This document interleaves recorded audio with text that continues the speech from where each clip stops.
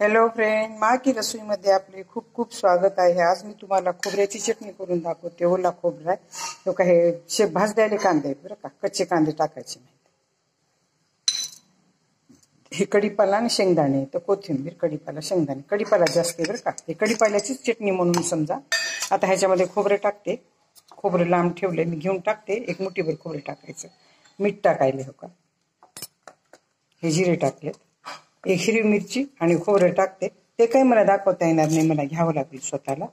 मुठीभर खोबरं आणि 2 हिरव्या मिरच्या टाकते मी ह्याच्यामध्ये आणि मिक्सरमधून काढते।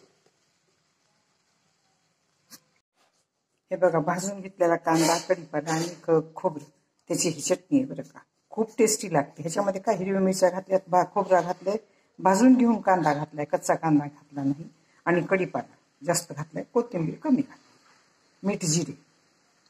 तुम्हाला जर माझी ही खोबऱ्याची चटणी आवडली असेल तर सबस्क्राईब करा, लाईक करा, बेल आयकॉन क्लिक करून कमेंटमध्ये मला सांगा की तुम्हाला माझी ही खोबऱ्याची चटणी कशी वाटली।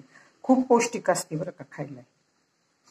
कधी कोथिंबीर जास्त टाकायची, कधी कढीपाला जास्त टाकायचा, कधी कांदा जास्त टाकायचा, अशा आवडीने चटण्या करायच्या, बदलून बदलून खाल्ल्याला खूप चांगलं असते। ओलं खोबरं पोटाला जड नसते, सुकलेलं खोबरं पोटाला जड असते बरं का। धन्यवाद।